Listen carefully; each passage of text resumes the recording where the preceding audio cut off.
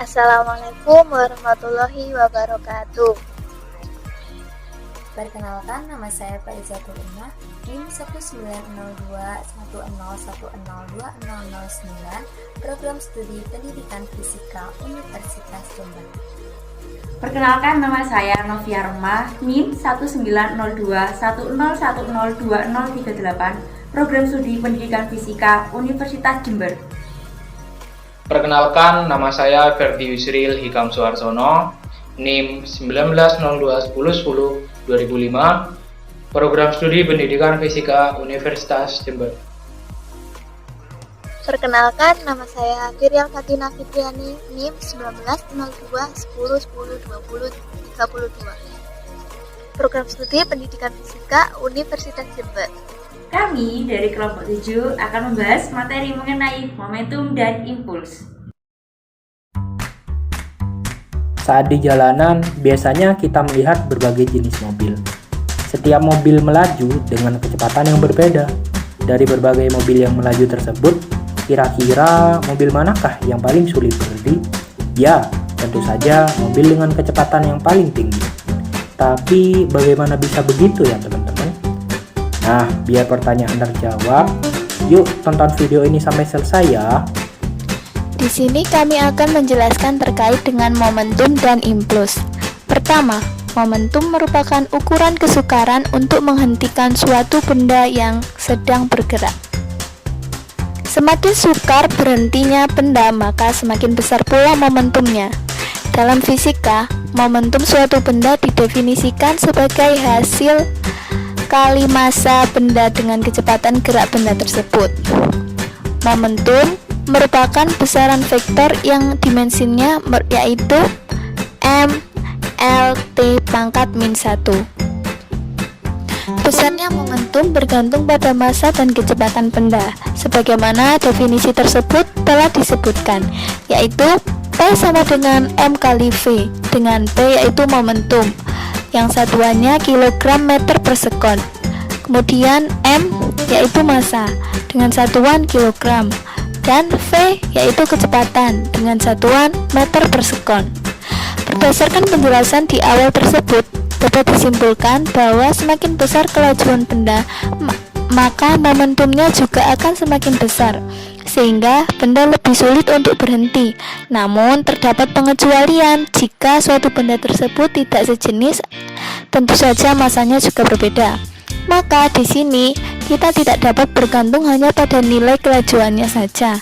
Namun kita juga harus memperhitungkan massa benda tersebut, di mana sesuai dengan persamaan momentum, yaitu P sama dengan M kali V. Oke teman-teman, berarti pertanyaan di awal tadi udah kejawab ya. Karena semakin besar kelajuan benda, momentum juga akan semakin besar, sehingga benda akan lebih sulit berhenti. Namun, jika mobil tidak sejenis, tentu saja massanya akan berbeda. Kita tidak bisa mengacu dengan nilai kelajuannya saja. Kita juga harus memperhitungkan massa mobil tersebut sesuai dengan persamaan momentum tadi. Gimana teman-teman? Bisa dipahami ya? Untuk selanjutnya, ada pula yang merupakan besaran fisika yang hubungannya sangat erat dengan momentum, yaitu impuls. Impuls dapat diartikan sebagai ukuran seberapa besar gaya luar mengubah momentum suatu benda. Gaya tersebut bekerja dalam waktu tertentu. Impuls ini juga merupakan suatu besaran vektor yang memiliki dimensi yaitu m l t pangkat min 1. Secara matematis, di sini impuls dapat dirumuskan dalam persamaan yang bergantung pada gaya dan juga selang waktu, yaitu dengan persamaan I sama dengan F dikali delta T, dengan I yaitu impuls dengan satuan Newton second, kemudian F yaitu gaya yang satuannya yaitu Newton, dan juga delta T yang merupakan selang waktu dengan satuan second.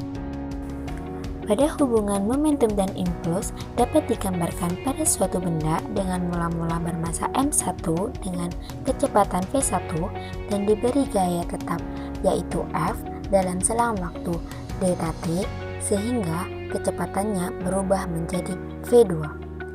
Dalam peristiwa tersebut memiliki persamaan yaitu F dikali delta T sama dengan M dikali V2 dikurangi V1. F dikali delta T sama dengan P2 dikurangi P1. Menjadi I sama dengan P2 dikurangi P1. Sehingga I sama dengan delta P. Dari rumus tersebut, dapat diketahui bahwa P1 sama dengan mV1 momentum awal, P2 sama dengan mV2 yaitu momentum akhir, delta P sama dengan P2 dikurangi P1 yaitu perubahan momentum, dan I sama dengan F dikali delta T yaitu impuls. Jadi, impuls merupakan perubahan momentum dari suatu benda. Jika dua benda saling bergerak atau salah satu diam dan pada suatu saat saling bersinggungan, kedua benda dikatakan saling bertumbukan. Pada peristiwa tumbukan, selalu berlaku hukum kekekalan momentum. M1V1 ditambah M2V2 sama dengan M1V1 aksen ditambah M2V2 aksen. Dengan M1V1 ditambah M2V2 adalah jumlah momentum sebelum tumbukan, dan M1V1 aksen ditambah M2V2 aksen adalah jumlah momentum sesudah tumbukan. Jenis-jenis tumbukan. Yang pertama, tumbukan lenting sempurna. Tumbukan lenting sempurna merupakan tumbukan yang energi kinetiknya kekal, di mana pada tumbukan lenting sempurna ini, energi kinetik total antara dua benda sebelum dan setelah tumbukan adalah sama. Dengan kata lain, pada tumbukan lenting sempurna akan berlaku hukum kekekalan momentum dan hukum kekekalan energi. Yang kedua, tumbukan lenting sebagian. Tumbukan lenting sebagian merupakan tumbukan antara dua benda yang jumlah energi kinetiknya sesudah terjadi tumbukan lebih kecil dibandingkan dengan jumlah energi kinetiknya sebelum terjadi tumbukan. Dan yang ketiga, tumbukan tidak lenting sama sekali. Tumbukan tidak lenting sama sekali merupakan tumbukan yang terjadi jika dua benda yang bertumbukan menyatu dan bergerak secara bersamaan, di mana setelah terjadinya tumbukan, maka kedua benda akan bergabung atau menjadi satu. Pada tumbukan lenting sempurna berlaku hukum kekekalan momentum. Hukum kekekalan momentum dapat dituliskan sebagai berikut. M1V1 ditambah M2V2 sama dengan M1V1 aksen ditambah M2V2 aksen. Berlaku juga hukum kekekalan energi kinetik. Hukum kekekalan energi kinetik dapat dituliskan sebagai berikut. Setengah M1V1 kuadrat ditambah setengah M2V2 kuadrat sama dengan setengah M1V1 aksen kuadrat ditambah setengah M2V2 aksen kuadrat, sehingga koefisien restitusinya bernilai 1 atau E sama dengan 1. Dapat dituliskan sebagai berikut. V2 aksen dikurangi V1 aksen dibagi V1 dikurangi V2 sama dengan 1, atau V2 aksen dikurangi V1 aksen sama dengan V1 min V2. V aksen melambangkan kecepatan sebuah benda setelah terjadi tumbukan. Tumbukan lenting sebagian. Pada tumbukan lenting sebagian berlaku hukum kekekalan momentum. Hukum kekekalan momentum dapat dituliskan sebagai berikut. M1V1 ditambah M2V2 sama dengan M1V1 aksen ditambah M2V2 aksen. Pada tumbukan lenting sebagian tidak berlaku hukum kekekalan energi kinetik. Hal tersebut dikarenakan sebagian energi kinetik berubah menjadi energi bunyi, energi panas, dan energi dalam. Pada tumbukan lenting sebagian, kedua benda tidak menyatu setelah tumbukan. Besar koefisien restitusi pada tumbukan lenting sebagian dapat dituliskan sebagai berikut.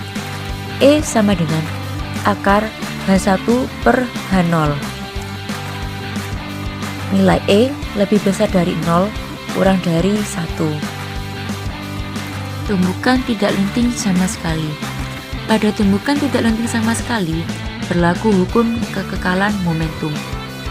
Hukum kekekalan momentum dapat dituliskan sebagai berikut. M1V1 ditambah M2V2 sama dengan M1 V1 aksen ditambah M2 V2 aksen. Kemudian pada tumbukan tidak letting sama sekali tidak berlaku hukum kekekalan energi kinetik. Selanjutnya, kedua benda menyatu dan bergerak bersama setelah terjadi tumbukan, sehingga kecepatan benda setelah tumbukan sama baik besar dan arahnya.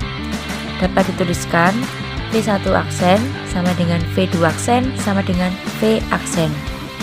Dan besar koefisien restitusi tumbukan tidak lenting sama sekali sama dengan 0. Sehingga V aksen sama dengan M1 V1 ditambah M2 V2 dibagi M1 ditambah M2. Selanjutnya, kita akan membahas tentang aplikasi tumbukan dan hukum kekekalan momentum. Yang pertama ada ayunan balistik. Ayunan balistik merupakan suatu alat yang sering digunakan untuk mengukur kelajuan dari proyektil suatu peluru. Ayunan balistik adalah salah satu contoh dari tumbukan tidak lenting sama sekali. Persamaan yang terkait dari ayunan balistik adalah VP sama dengan MP ditambah MB dibagi MP dikali akar 2GH dengan V aksen sama dengan MP dibagi MP ditambah MB dikali VP menjadi V aksen sama dengan akar 2GH dengan keterangan VP yaitu kecepatan peluru dengan satuan meter per sekon, V aksen yaitu kecepatan balok dan peluru setelah tumbukan dengan satuan meter per sekon, MP yaitu massa peluru dengan satuan kilogram, MB massa balok dengan satuan kilogram, graf G yaitu percepatan gravitasi dengan satuan meter per sekon kuadrat, dan H yaitu ketinggian balok dengan satuan meter. Selanjutnya yang kedua yaitu ada tumbukan bola dengan lantai. Salah satu contoh dari tumbukan lenting sebagian adalah tumbukan bola dengan lantai. Pada gambar terlihat jelas bahwa bola jatuh bebas dari ketinggian H0 dan menumbuk lantai sehingga bola dapat memantul. Pada peristiwa tersebut berlaku persamaan yaitu V1 sama dengan min akar 2GH0 dengan V1 aksen sama dengan akar 2GH1 dan V2 sama dengan V2 aksen sama dengan 0. Dan koefisien restitusi atau E dapat dirumuskan yaitu dengan min V1 aksen dibagi V1 sama dengan akar H1 per H0 sama dengan akar H2 per H1. Dan diketahui V1 sama dengan kecepatan bola sebelum menumbuk lantai, V1 aksen kecepatan bola sesudah menumbuk lantai, V2 sama dengan V2 aksen yaitu kecepatan lantai sebelum dan sesudah tumbukan. Ketiganya memiliki satuan yaitu meter per sekon. H0 yaitu ketinggian bola mula-mula, H1 ketinggian bola pada pemantulan pertama, dan H2 ketinggian bola pada pemantulan kedua. Semuanya memiliki satuan yaitu meter. Aplikasi selanjutnya yaitu meluncurnya roket ke angkasa. Prinsip meluncurnya roket memenuhi hukum kekekalan momentum. Ketika roket diam, momentumnya sama dengan 0, sehingga menghasilkan persamaan yaitu M1V1 ditambah M2V2 sama dengan 0. M1V1 sama dengan min M2V2. Kecepatan akhir roket bergantung pada kecepatan semburan gas dan jumlah bahan bakar yang dibawanya. Aplikasi yang terakhir yaitu gerak senapan saat peluru dilepaskan. Pada peristiwa ini berlaku persamaan yaitu MP VP ditambah MS dikali VS sama dengan MP dikali VP aksen ditambah MS dikali VS aksen. Karena senapan peluru mula-mula sama-sama diam sehingga menjadi MP dikali VP aksen sama dengan min MS dikali VS aksen. Dan diketahui bahwa MP yaitu massa peluru, dan MS yaitu massa senapan. Massa dalam satuan kilogram. PP sama dengan VS sama dengan 0. Kecepatan peluru dan senapan mula-mula. PP aksen yaitu kecepatan peluru saat meledak, dan VS aksen yaitu kecepatan senapan saat peluru meledak. Kecepatan memiliki satuan yaitu meter per sekon. Cukup sekian pembelajaran tentang momentum dan impuls. Terima kasih atas perhatiannya dari teman-teman. Semoga bermanfaat dan selamat belajar.